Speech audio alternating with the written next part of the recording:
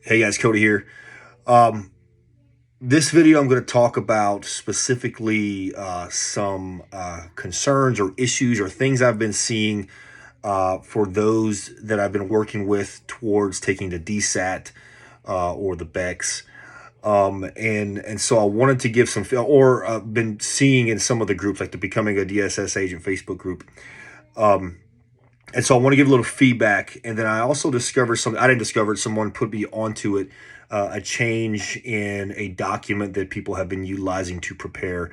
So number one, let me start off with, if you've watched my videos, I talk about DS, Diplomatic Security, the Diplomatic Security Service, and getting into the organization.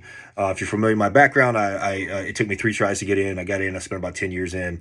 I wrote a book and I did some other things. And now I go on. I'm helping folks, prepare for the exam, similar to as if you would have a study guide that you used to be able to buy study guides for different organizations. But it's one of the things I do. And so in doing that, I've seen some trends that are not necessarily the best trends. And so I want to put that information out there. And I've also seen some questions that people have, oftentimes to disappointment. And so I want to get some feedback to hopefully help you overcome or some of these concerns or issues. So one thing I want to note is minimum qualifications for DS are exactly that. They're the minimum qualifications. So if you make the minimum qualifications, you have a bachelor's degree and you are of certain age and you're eligible for top secret clearance. Let's say that's it. I think that's pretty much it. Well, first off, I don't work for DS anymore. I'm not an HR representative. This is just from information on how I understand the process through different means of knowing some of the stuff. So minimum qualifications is just that.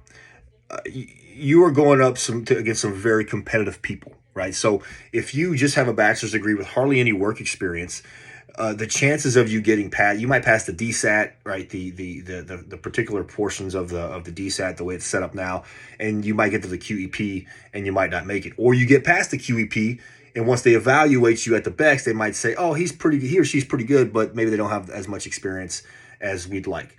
So don't get caught up in, "Oh, I'm qualified. I should be right in there because I answered this, I did this well." Minimum qualifications are just that. You're going against people that have 20 years experience in the military, that are attorneys, that are accountants, with financial people from the stock exchange out. You're going against a lot of competitive people. That doesn't mean if you have 5 years experience in something that you won't make it. It just means that your experience as compared to others, it may or may not have as much value as others, or as much time in service, quote unquote, doing any job that's out there. So don't get wrapped around, well, I made the minimum qualifications, I should get hired. Minimum is minimum. If you are on the minimum side, or if you do have 5, 6, 7 years experience, even if you don't, but especially if you are limited in your work experience, you really need to put an effort in to the responses when you first apply to the DSAT. So from my understanding, it's experience, like your skills and experience, your personal narratives, and your statement of interest, right? You cannot fill these out like you might have done and I think I said this in another video, in KSAs, like knowledge, skills, and I forget what the other term is, but like you might have applied for another application. This is a very, very thorough process, a very competitive process. Now, what I understand is you can log into the system for the DSAT, and you can take your time, right? You might see a question, you might want to think on it, you can log back in, you might want to practice. I don't know. You can do whatever it is you want. But what I'm saying is you need to put an actual effort into doing it well. Not only has something that has some merit, but has really good grammar, is very well structured, and is meaningful, okay? So take that for what it's worth. But if you're on the lower end of experience, you especially want to focus very, very hard and do very well in that first portion, right? The second thing is, second thing is for those of you that are training with me on Patreon, whether for the DSAT or the BSAC, the DSAT or the BEX, I need you to do your work before you get to me. right? If you come to me and say, hey, I need some help, I want to go, tell me what I need to do, first steps. I don't have time to deal with that. If I'm going to help people, I need someone that really, really wants the job, and they've done everything they could to prepare. And I am just there to hopefully enhance their interview skills, or look at their writing samples or something like that and say, hey, maybe you would structure it this way. And I've had great success doing it, but you cannot come to me and say, look, I really need help. Half-ass your statements or whatever, your personal narratives, and send them to me, and I look at them and I have to take 3 hours, giving you feedback. I'm not going to do that. I'm just going to cut it out. So do your work first. I put plenty of videos out on DS. There's a Becoming a DSSAT Agent Facebook group. Check that out. Do everything you can to get all the information, and then prepare yourself, and then I will help you enhance your interview skills, your resume, or whatever it might be, your writing abilities, or whatever it might be. And again, we've had great success. One of the things I'm seeing when it comes to your work experience is you need to show, and again, any work experience, most people say any work experience is good work experience. I would say yes and no. No, as in, if you have work experience that stays linear, right? You have no, and it doesn't appear to show any ambition. Like you worked at a movie theater since you're 16 and now you're 24, right? And you haven't even promoted to manager. It's a shitty example, but you get my point. You need to show increasing levels of responsibility. And I use that term because when we write EERs in the government, NDS, employee evaluation reports, you're going to want to show increasing levels of responsibility. So at the beginning, when you're being evaluated, if someone looks at you and they say, oh, well, this guy worked at a movie theater for 8 years. Yeah, he got his degree, but he's done nothing else. You're not going to make the cut, right? And they probably wouldn't want you in there anyway. And honestly, I would look at you and say, look, I don't see any ambition here. I need you to progress. I need you to go on and do something bigger. And I would advise you of that, right? So if you are in a place right now, particularly those of you that are just in college and experiencing this career, you can get a job in college and start getting that work experience, and maybe promote to assistant manager, and then a manager at a restaurant or something, or at a coffee shop or something, and show those increasing levels of responsibility. And it would put you on a map to be eligible, right? Not just minimum qualifications, actually eligible because you showed increasing levels of responsibility. If you don't have that, they're going to look at it and say, get out of here, right? That's my opinion, but that's what they'll say. Second thing is, if you show that to me, like, look, I'm not trying to help. I'm passionate about the job because I thought it was a great job. I think it's important work. And I have a ton of friends that are still in the organization. When it comes down to it, I don't want to help them get people that don't really want the job, nor do they care to have someone that's going to quit in a few years, because they are strapped right now with bodies. They're strapped with personnel, needing people to do all these protection details. It's impacting their family. So when it comes down to it, there's second and third order consequences to who I might help pursue this job and get in the organization. So keep that in mind, increasing level of responsibilities. As for degree, I know I've commented this everywhere, other YouTube videos or written samples. Any degree is good. All right. You just got to get a degree. If you have an advanced degree, even better, but you just need a degree. If you have a degree and a lot of experience, I wouldn't worry about an advanced degree. That's just my take. It costs you a lot of money and you'll already be competitive. But if you do get a degree and you're wondering what it is, get into something you enjoy, something that you like, something that might add value, right, to your objectives. Mine was international affairs. I thought that added some value, but I also enjoyed it. One of the things is, if you like what you're studying, is you'll be able to keep a higher GPA. And I do think it's important to keep a good GPA, because you can, or at least back in the day you could. I'm pretty sure if you read the vacancy announcement, it'll tell you, you might get extra points for having a good GPA. So I would say keep that up. Two is a degree that has you write a lot. While it might suck to write a lot, anything that can enhance your writing skills is going to be very important, because writing for the essay and writing NDS, whether it's probable cause statements, or it's writing a report on an investigation, report of investigation, or writing a cable when you're overseas. You'll learn what a cable is at some point. Then it's very important to be a good writer, and they look at that. So if you can have a degree that helps you with the writing, then that might help you excel and exceed expectations in the process. And I always say language skills. If you have language skills, particularly if it's a hard language, a non-romance language, oftentimes that will be a factor that might help get you over the hump. And I say that, and then like, look, you can say this test is as objective as you want, right? A multiple choice test is objective. There's right and wrong. But when you sit in front of people and you interview with people, or you provide these writing samples that humans are looking at, there is some subjectivity to it. That's just all it is. And so you want to come off as putting out your best effort. You want to come off as having gone to college and worked your tail off and got these language skills and have this writing capability, to enhance your ability to perform. So that would be my spiel for those of you that are pursuing this career and still working on a degree. Do it something you like. Keep your GPA up. Something that helps you with the writing, with good writing, and then if you can have a language, that would be great. So the last thing I wanted to note, I'm going to move around here and be looking, is in 2018, DS put out a document that was, trying to find it here. It was called DS Oral Assessment. Where is it? The DS Oral Assessment, Diplomatic Security Selection Process Guide to Diplomatic Security Specialist Selection Process. And most people since 2018 till recently were using that document. And if you compare it to, so there's a new document out. It's a 2023 document. And you can find it on the website. I don't know if DS or State Department notified people of this. Maybe you have to do your own research and you find it. But I'm notifying you because it's going to help you. I think it's going to help you. So and this is for couriers and other specialists as well, but although my focus is DS Special Agents. One of the key parts in this document, I'm trying to find the other one. Let me move this around. Where'd it go?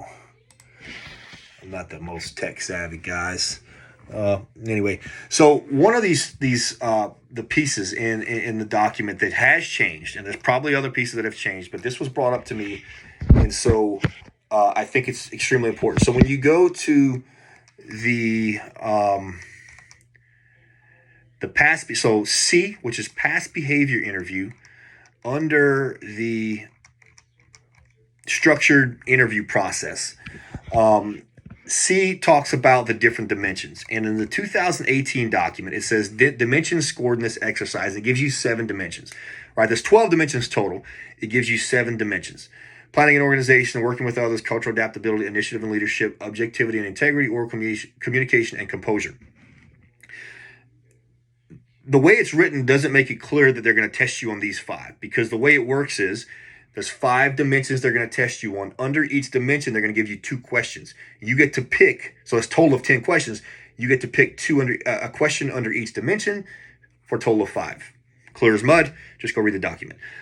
The new document says in the paragraph that they will the way it's phrased, and again, I thought I had pulled it up, but the way it's phrased is they would test you on these specific dimensions. And it mentions the 5 specific dimensions that they will test you on, which to me is huge, right? Because when I prepare with people, we're prepared on 12 different dimensions, right? I'm saying I need you to think deep back in your history of your work experience and apply these dimensions. And then we base it on how do you communicate that, and does that have enough merit to meet that dimension? Is that something that is substantial enough that when you talk to someone, they'll say, "Oh yeah, this is good enough." And that's what we do. That's what I do when I train through my Patreon. So I think it's huge because you had to study for 12 before, and what this is saying, how I have, and I would encourage you to look at it and see how you interpret that. But what it says to me is that you will be tested on these 5 specific dimensions. Now, I would say you need to have maybe the rest in your back pocket just in case. I don't know. But, and you'll have to go look what the 5 dimensions are. It's pretty easy to find. I'll post a document under this video is what I'll try to do. Or you can just ping me, I'll send it to you. But what I would say is that now instead of focusing on 12, you could focus on 5, which really, really, I think helps you in your preparation. So take a look at it. It's on the State Department website. Why on earth can I not find it? I do have it on my computer somewhere, but I am not the most savvy with anything technology. So anyway, All right, so I talked a lot, I talked fast, but you got the gist of what you need if you are applying for the DS agent position. Again, if you're interested, I do have a Patreon account where I will help you, uh, in a number of different ways. Ping me directly, and I have. But basically, we look over your writing, we look over your resume if you want some help with that. Not formatting, just content. And then I help you through security scenarios that I make up, other questions that I make up. But it really helps you kind of build what, and we communicate. We do a mock interview, so you kind of get feedback on, hey man, look, you need a little more enthusiasm, or you need to slow down when you speak, or you need to really capture right the dimension in this story that you're telling, or this story doesn't have enough merit, like I mentioned earlier. And we've had great success doing that, and I think it's important. And for those of you that really, really want the job and are interested, it's something I'll help you with. That's on my Patreon. Other things, I have a book that's out, Agents Unknown, True Stories of Life of Special Agent Diplomatic Security Service. People have said that book has helped them prepare and pass the BECS, mainly because I talk about my mindset in it, and like how I'm going through some of these things that happen, how I'm processing it all. I have a website, codyperron.com. It has swag, apparel, shirts, stickers, coffee cups, things like that. Check that out. What else? Off the X podcast. I have slowed down in doing those because I'm really busy with the Patreon. I have a lot of people taking me up on it, and we've had great success with it.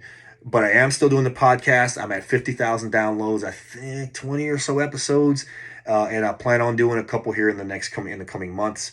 But listen to all of those. No doubt they will add to your knowledge and skill set in preparing for the DSAT or the BECS. You're just going to get a really well-rounded experience, and you'll know what you're getting into, which again helps with that attrition concern of people just like coming and leaving because they didn't know what the job was. So that's good. Oh, becoming a DSS agent Facebook group. It's where active agents and former agents and retired agents and some of the, I think there's some HR folks in there. Oh, maybe not. People that used to work with HR, but DS, but recruiting, some former recruiting folks in there, and people support each other, and so candidates are supporting each other. But really, there are I've labeled some folks group experts, people that have done the job, know the process. They'll answer your questions, but it's a place where active agents, former agents, retired agents, and candidates interact. There's nowhere else like it. None of these active agents and former agents on the 911 forums. I don't know 911 forums. I'm not in competition with them. I don't get paid for this Facebook group. I'm just trying to get good message out there because that's what I didn't have going into it. And I'm trying to help people get where they need to be. So go to it, becoming a DSS agent. It's on Facebook. If you don't have a Facebook account, you might want to create one, but you need to tell me that, hey, it's me, Cody. Email me or something, because if you don't have a picture, it makes no sense to me. I'm going to think you're just trying to spam or scam, and I might not let you in. And you have to fill out the questions. If you're lazy, you're just like, oh, I just want to get in this book. I don't need you in there. I want people that really want to do the job. And then we'll get you in there. And that group has a ton of value. One thing I wanted to mention with the Patreon is we have virtual happy hours where Ask Me Anything, Talk Play, but we do have guests. So we have guest visitors. So Robert Booth, we have a podcast with Robert Booth. He's the one that wrote State Department counterintelligence, leaked spies and lies. We're going to have an individual, and they just come and talk to the Patreon members, right? We just do a virtual, we ask questions, we talk, tell stories. It's pretty cool. You get to meet them virtually. And we have an MSD, someone from MSD, Mobile Secure Deployments, which would be considered the DS special unit. But a lot of people want to really know about that unit. So we have someone coming on in the coming weeks. So if you're interested, you can get in on that call. To be in on the Patreon, you can come right now at the $5 level. If you want to contribute, donate $5, get on the call. You can cancel any time, by the way. So your $5 will be gone, but you could see all the content I put out, which again helps you prepare. I have interview tips, everything on there to help you prepare. So I know I'm selling the Patreon a lot, but that's because it's growing, and I'm almost at a point where I have to stop it for the DSAT and BECS folks because I'm limited on time. I have a full-time job, and I do this on the side, and I have a family. So anyway, I appreciate you all. CodyPerron.com. Agents Unknown is the book. It's on Audible. It's in in Kindle Direct. It's in Apple Books, iBooks, Apple iBooks, whatever the audio version is. And then, of course, on Amazon or my website. All right. Thanks, y'all. Appreciate you. Let me know if you have questions. Info@CodyPerron.com. And we'll talk to y'all soon. Thanks, y'all. Out.